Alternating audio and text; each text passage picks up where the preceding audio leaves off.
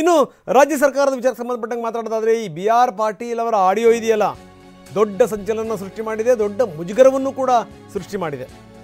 ಅದಕ್ಕೆ ಸ್ಪಷ್ಟನೆಯನ್ನು ಕೊಟ್ಟಿದ್ದಾರೆ B R ಪಾಟೀಲ್ರು. ಮುಲಾಜಿಲ್ದನೆ ಹೇಳುವಂಥ ವ್ಯಕ್ತಿ, ಡೋಂಟ್ ಕೇರ್ ಮನುಷ್ಯ ಬಿ ಆರ್ ಪಾಟೀಲ್.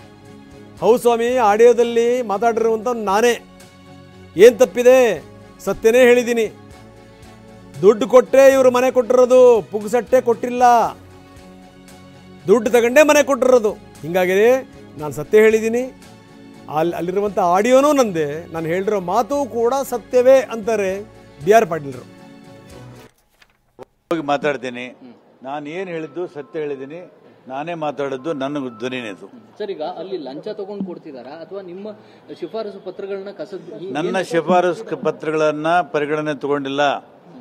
ಯಾರು ನಮ್ಮ ಪತ್ರವನ್ನ ಪಂಚಾಯತ್ ಚೇರ್ಮನ್ ಓದಿದ್ದಾರೆ ಅದು ಆಗಿದೆ. ಇವತ್ತು ಕೂಡ ಸಿದ್ದರಾಮಯ್ಯ ನೇತೃತ್ವದಲ್ಲಿ ಒಳ್ಳೆ ಆಡಳಿತ ಕೊಡುವಂತ ಪ್ರಯತ್ನ ನಡೆದಿದೆ.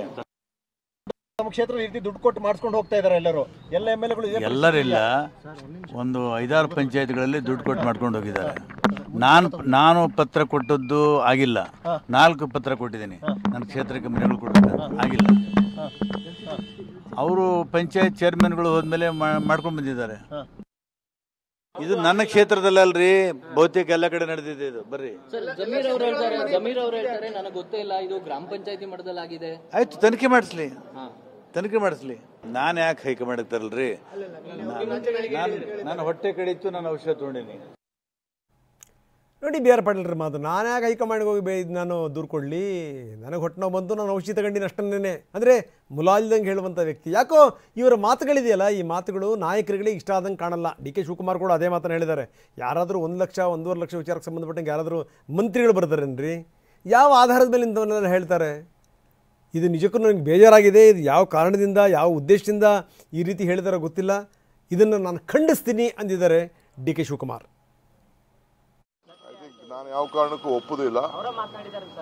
ಅವರು ಮಾತಾಡೋದು ಏನು ಮಾತಾಡಿದ್ದಾರೋ ಅನ್ನೋದು ನನಗಿನ್ನೂ ಅರ್ಥ ಆಗಿಲ್ಲ. ಚೀಫ್ ಮಿನಿಸ್ಟ್ರು ಗಮನಕ್ಕೆ ಅದಾಗಲೇ ಬಂದಿದೆ. ಚೀಫ್ ಮಿನಿಸ್ಟರ್ ಅದಕ್ಕೆ ಏನು ಬೇಕು ಕ್ರಮ ತೆಗೆದುಕೊಂಡು ಮಾಡ್ತೀವಿ.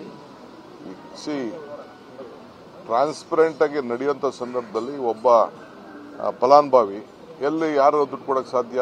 ಡಿಸಿಷನ್ ಯಾರು ತಗೊಳ್ಳೋರು? ಪಂಚಾಯತಿಯವ್ರು ತಗೊಳ್ತಾರೆ, ಲೋಕಲ್ ಬಾಡೀಸ್ ಅವ್ರು ತಗೊಳ್ತಾರೆ. ಯಾವ ಸರ್ಕಾರದ ಮಂತ್ರಿ ಹತ್ತಕ್ಕೆ ಈ 1.5 ಲಕ್ಷ ಕೊಡುವಂಥ ಇದಕ್ಕೆ ಹಣಕ್ಕೆ ಎಲ್ಲಾಗ್ತದೆ? ಸೊ ಯಾವ ಉದ್ದೇಶದಿಂದ ಮಾತಾಡಿದ್ದಾರೋ ಅದು ಸರಿ ಇಲ್ಲ, ನಾನು ಖಂಡಿಸ್ತೀನಿ. ನಾನು ಚೀಫ್ ಮಿನಿಸ್ಟ್ರು ಇಬ್ಬರು ಕೂಡ, ಬೇರೆ ಎಲ್ಲ ಕೂಡ ನಾವು ಅವ್ರಿಗೆ ಹೇಳ್ತೀವಿ, ಇದು ಈ ಯಾವ ಅರ್ಥದಲ್ಲಿ ನೀವು ಹೇಳಿದಿರೋ ಸರಿ ಇಲ್ಲ. ದೇರ್ ಇಸ್ ನೋ ಅಂಥ ವಿಚಾರ ಯಾವ ಕಾರಣಕ್ಕೂ ಇಲ್ಲ.